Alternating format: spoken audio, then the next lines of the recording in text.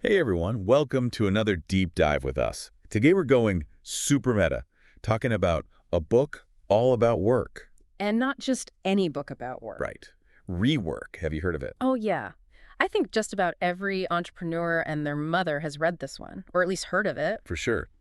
By Jason Fried and David Heinemeier Hansson, the guys behind 37 Signals and Basecamp. Exactly. So these guys, they definitely know a thing or two about building successful businesses. And what I love about this book is that it's not just some theoretical fluff, Yeah. It's coming from guys who have actually walked the walk. Totally. So they cut right to the chase and say, launch now, perfect later. And they literally lived that. I mean, they launched Basecamp before they even had a billing system set up. Whoa. Yeah. Seriously. Yeah, talk about a leap of faith. Can you imagine doing that? Just launching a product without even knowing how you're going to charge people for it. I mean, I guess that's kind of the point of ReWork, right? Like, it's all about getting your idea out there, even if it's not perfect. I think so many people get stuck in this loop of trying to make things perfect before they even launch anything. And then they end up never launching at all. Oh, for sure. ReWork really gives you permission to embrace imperfection and to learn as you go. And it challenges this whole idea that bigger is always better. Oh, absolutely. ReWork actually sings the praises of staying small and nimble. They even have this great analogy where they compare big companies to lumbering cruise ships and small Yeah. companies to speedy speedboats. Oh, I love that. I can totally see that. Yeah, the cruise ship takes forever to turn around and the speedboat can just zip and zag all over the place. Exactly. And they can adapt so much quicker to changes in the market and stuff like that. It's like, think about Harvard. Harvard is incredibly successful and influential, but it hasn't tried to become some massive global mega institution with campuses in every single country. It's focused on its core strengths and its unique identity. I think ReWork is suggesting businesses can learn a lot from that. Yeah, I see that. And, staying small often allows you to have that personal touch, that direct connection with your customers. That's true. And speaking of connection, ReWork talks a lot about building a business around something you actually care about. Like they have this example of Vinny's Sub Shop, which refuses to sell afternoon sandwiches because the bread isn't fresh enough. Really? Yeah. They'd rather lose a few bucks than compromise on quality. Wow. I admire that commitment to their product and their customers. It definitely makes a statement, right? It shows that they're not just in it for the money, they have principles. Yeah.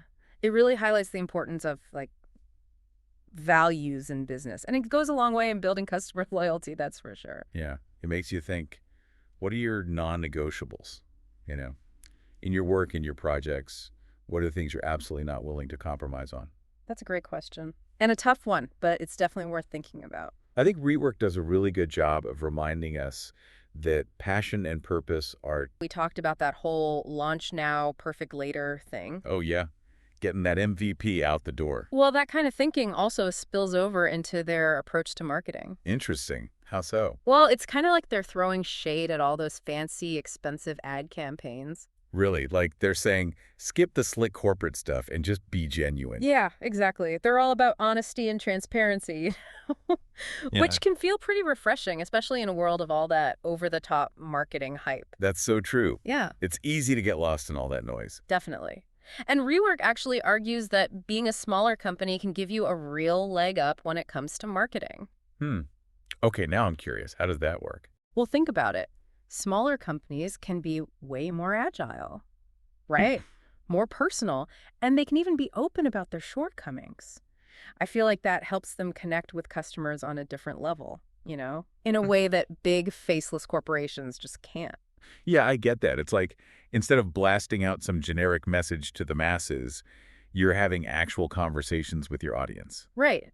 And ReWork actually suggests getting out there and sharing valuable knowledge, be incredibly helpful, almost like you're giving people a behind-the-scenes look at how you work. I love that. It's like inviting them into your world instead of trying to sell them something from a distance. Exactly. And that builds trust, it strengthens those customer relationships. For sure.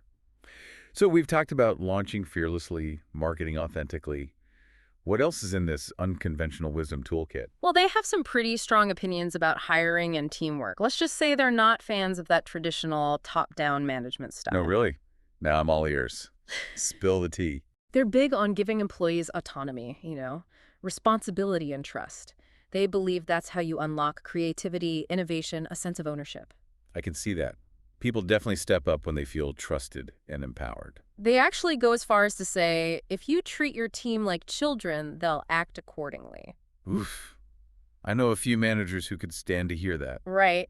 It's like a reminder that all that micromanaging can really stifle things. Totally. So instead of breathing down everyone's necks, they're suggesting we bring in talented people who can think for themselves and then let them do their thing. Yeah. And once you've got the right team in place, rework is all about open communication.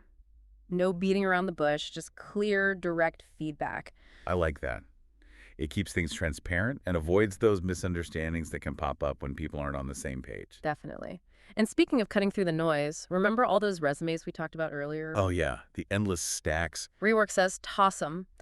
They encourage companies to look beyond the credentials and actually see what someone has accomplished. Ah, so it's not about the fancy degrees and titles. It's about what you can actually do. Right. They even suggest giving potential hires a small project to work on, like a test drive.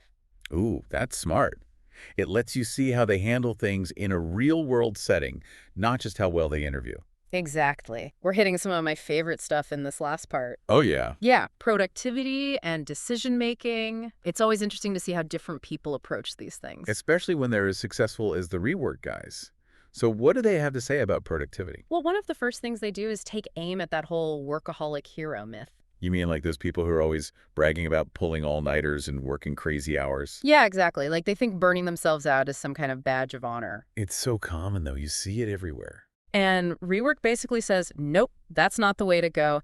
They actually argue that people who have rich lives outside of work are often more productive. Makes sense to me. If you're happy and fulfilled in your personal life, you're going to bring that energy and focus to your work too. That's what they're saying. And that leads into another one of their big ideas about productivity, focused work. So blocking out time to really get deep into a task without distractions. Exactly. Like, ditch the multitasking and really hone in on one thing at a time. They argue that's when you do your best work. I can definitely see that. It's easy to get pulled in a million different directions. Oh, yeah.